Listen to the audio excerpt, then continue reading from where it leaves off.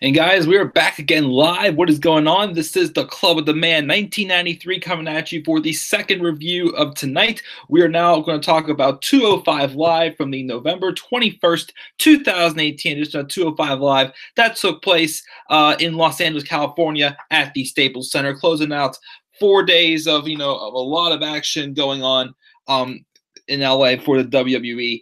Of course, it wasn't really for the, Takeover was great. Survivor Series could have been better if it wasn't for the results. Raw sucked. SmackDown was decent or disappointing. And then, got a lot of things going here. And 205 Live wasn't awful either. It was just a decent show with a match that I really liked. And your stuff was just mostly there for the most part, but I really did like the first match though, guys. That's why my grade probably a little bit higher than I probably was going to give it to. So let's pretty much just get right into this review and go from there. Of course, one thing I was relieved of big time: no piss jokes. Of course, once again, this is Drake Maverick, the general manager of 205 Live, right? He's supposed to be a completely different guy from the Drake Maverick we get on Monday Night Raw.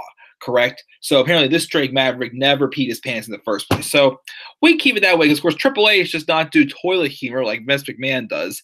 Of course, once again, what's trying to think is Drake Maverick being a part of 205 Live? I mean, being a part of being AOP's, authors of pains. I can't say AOP because it makes me think of the AOP jokes, which just appease me. Oh God. Is this a Triple H's way of just? I mean, not Triple H, just Vince McMahon's way of sabotaging Drake Maverick because he has no control over him, so he tries to get control over him some way. Maybe that could be a case. Who knows? But no jokes with that. But let's get right into this episode. We get a recap of what happened in the Cruiserweight Championship match at Survivor Series between Buddy Murphy and Mustafa Ali. Buddy Murphy makes his entrance and says, "I want to ask you guys a question. Did we really think Mustafa Ali was going to beat him? Our opinion means nothing to him because he proved to Ali and the rest of the world that you can't stop the unstoppable."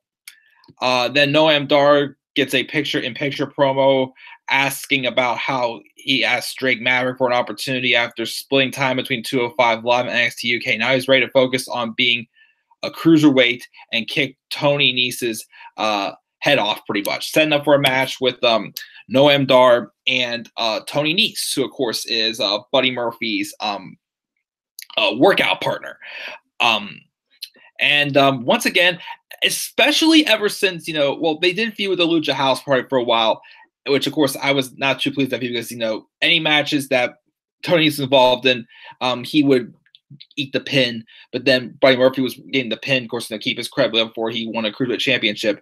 But I have ever since Buddy Murphy has been Cruiserweight Champion, Tony Nese has really been built up as a really strong heel, from which again I'm really glad to see, because again I did think for a long time Tony Nese is definitely one of the more underrated stars on 205 Live for a fact. That is a fact, my friends. I definitely liked how he's getting these opportunities again. He beat Cedric Alexander twice. He pinned him in a fatal 5-way match that they had. Of course, he got an opportunity to face Murphy when he faced Mustafa Ali. Ali won that though, but these two are going to start. And in this match with Noam Dar, another great show as well. So obviously, eventually they may tease a little bit of a breakup angle. One of these guys will turn on the other. I don't know again who it will be eventually, because they're both, it both probably could be baby faces. But we'll see who it is. I still think Buddy Murphy eventually should consider turning him face in 2019, maybe because of what he's turned out to be. But there was just a lot of action going on here. Dar started off with some headlock movements and whatnot. He still got any offense on him as well. And of course some near falls towards the end as well. Scott's roll into a victory roll was not good enough. Dar kicked his leg out from under him. A gut buster off, throws the side knee, but that was not good either. Then Murphy tried run interference. Dar kicks him out of the way, but that clears the way for a knee to the back of the head. And a German suplex into the turnbuckles, giving Tony Nese the pinfall victory with the running knees, pretty much. And again, I thought it was another great match. Again, like this is probably this. Again, I was a huge fan of this match. Again, of what it presented. I think, again, it's giving Tony Nese a lot of momentum, which is, again, it's what I've been wanting to see. Tony Nese actually being taken seriously, and I think he is getting his opportunity now. And I think he could eventually be built up to face Buddy Murphy for the Cruiserweight Championship down the line, in my opinion.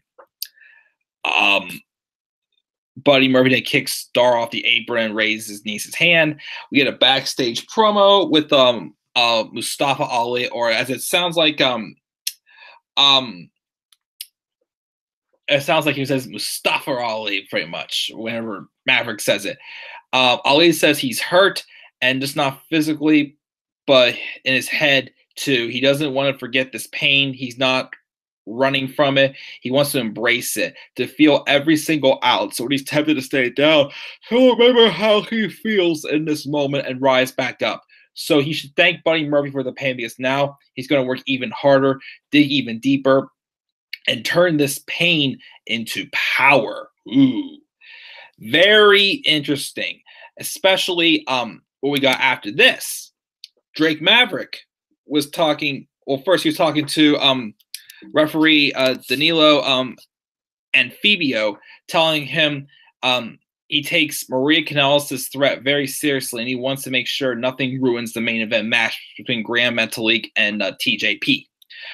Cedric Alexander rolls up and says it's great to be back on the winning track. Maverick says it was a great match, and there's a match he's always wanted to see, and he thinks now is that time.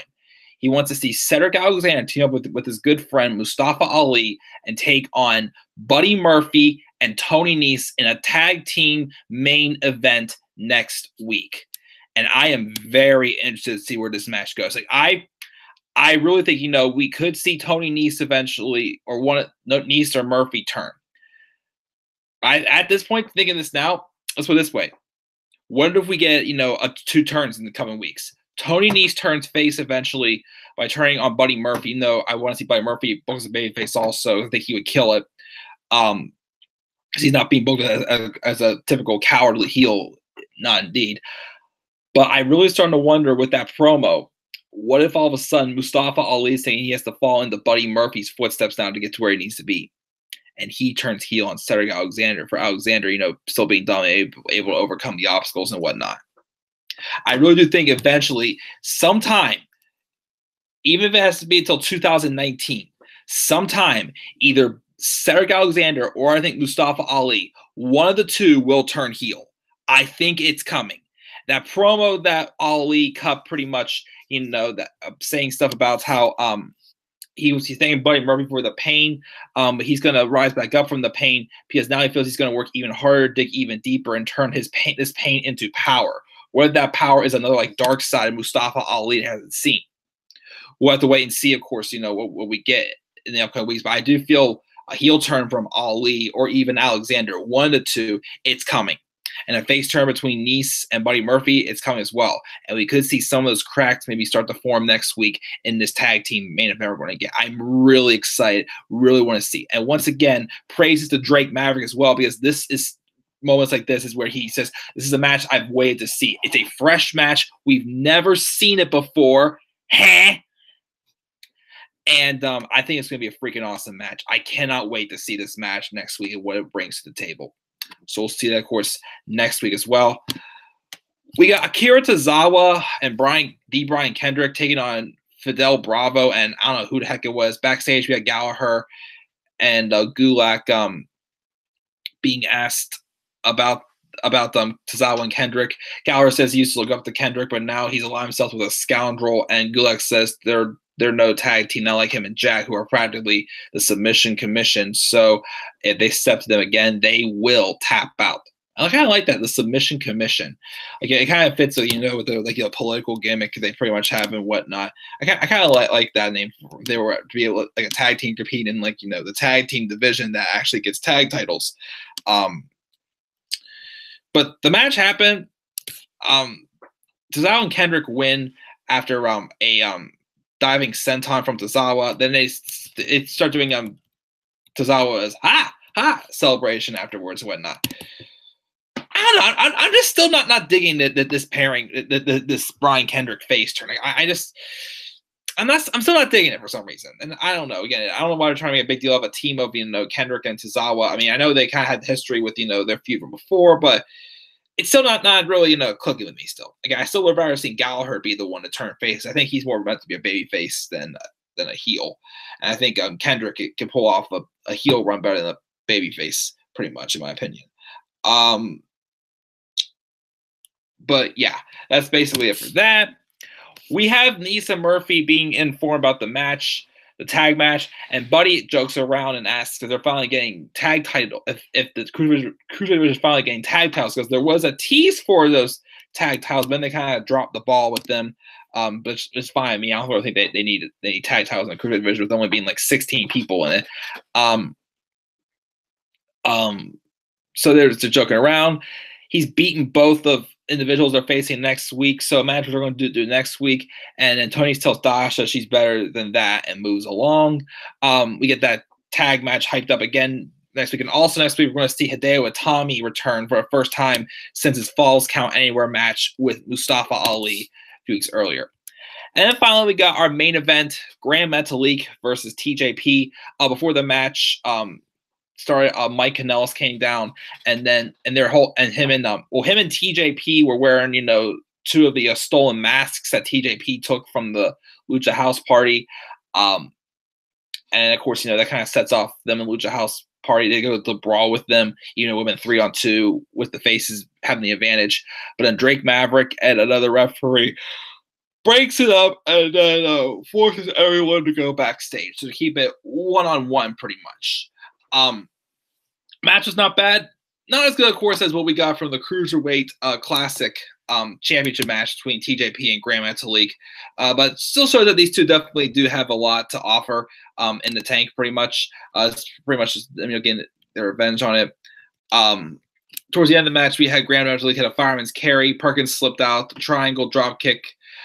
He hits Metalik, snaps off of a Frankensteiner to the floor, back inside, drawing him with a fireman's carry, a Metalik driver, elbow drop off the top rope that into a cross arm breaker, shift to the TJP clutch. But then Grand Metalik got to the ropes. TJ's got the pinata, but then Metalik hits an overhead chop.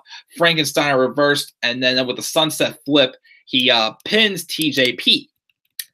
After the match, though, we hear someone screaming, and it's Maria Kanellis, which once again looking pretty good tonight. Maria, of course, still not as good as when her and Mike debuted on 205 Live. Like, that was definitely when she looked her best. Damn, Maria, again, really, Mike, can I switch with you? But she was screaming bloody murder. I don't know what she was screaming about. Drake Maverick's trying to calm her down. And then from behind, Mike Kanellis starts attacking all three members of the Lucha House Party who did come out to celebrate after the match. And he starts attacking him with a chair. And ends up being just, a ruse, as, Maria just wanted to distract him. That way Mike Kanellis could attack Lucha House Party. TJP then, comes back to the senses and starts joining in on the assault also. But then it's broken off as Mike and Maria and TJP back off up the ramp pretty much and just continue to, talk trash to them as well. So I guess we're getting with TLC coming up, I mean, probably won't have a match, but we'll get some type of chairs match or like a no DQ match or some type of tag match between these two teams again, whatnot. I mean, we had it with Kalisto and Lindsay Dorado. I'll probably have Grand Metalik involved in it somehow, since they kind of did poke fun recently at Grand Metalik becoming a father.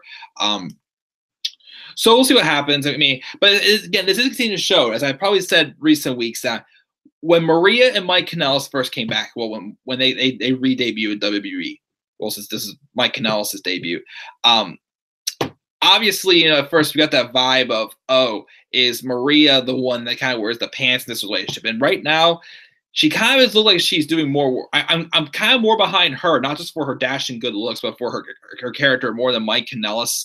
But I do kind of see that now, she is kind of playing that role where, she's the wife, but she's the one who's doing all the dirty work, and Mike's just, adapting onto it. And of course, with him and TJP having common enemies in the Lucha House Party, it's working. So, I'm digging it. The match was not too bad again. And then once again, so that's it. Pretty much it for episode 205 Live again. The stuff with Kendrick and Tozawa again, still not digging it that much. I love the stuff with Tony Nesta, and I'm very excited about that tag match next weekend. Thank God, no P jokes. But I give this week's episode 205 Live a B, a strong B. Again, I'm gonna go watch NXT right now. See if it's worth reviewing, since it's a Fallout Judgment Takeover, which gives you just a recap show. So if it's not reviewable, I won't review it. But if stuff happens, like, yeah, maybe I'll review it. But if not, then of course have a great Thanksgiving again. Once again, everybody, tomorrow. Yeah. So but then, of course, I'm not working tomorrow. I have training on Friday and Saturday afternoon, and I actually start my normal schedule the following Tuesday night. Which again, I'm going out of town Sunday, Monday, and I'm coming back Tuesday for a short little guy trip with my dad, my uncles. But so I may go live tomorrow night. I mean, I do have relatives coming into town for a day to visit for the holiday, so I might spend some time with them before they go home Thursday. So I'd say there may be a chance I may do the special live stream tomorrow. If not, then I'll definitely do it Friday night. So just stay tuned to the channel, see what goes on there. Again, Raw review will not be happening Monday because I'll be out of town. Tuesday, again, I will review Raw when I get home, but I'm working 6 to 10 Tuesday. So I'll try to review SmackDown either when I get home, or if not, I'll have to wait till sometime on Wednesdays. I work Wednesday. My schedule as of now is 6 to 10 on Tuesdays and Thursdays, and 12:30 to 4:30 on Wednesdays and Saturdays. That's my schedule so far for my holiday side job. And it was only 16 hours, but there's opportunities to pick up, some more hours when, put out there pretty much. So, so yeah, that's pretty much it, guys. Again, thank you for tuning in to this live review of 205 Live. Again, a B for 205 Live. Again, I'll check out NXT. I'll try to get my TLC match card done. Again, I don't want to stay up too late tonight because I got to get up early to help get ready for Thanksgiving. So once again, guys, have a great Thanksgiving. If I do not review NXT tonight, and I say too for my TLC printed match card, it'll probably be the next video uploaded to this channel.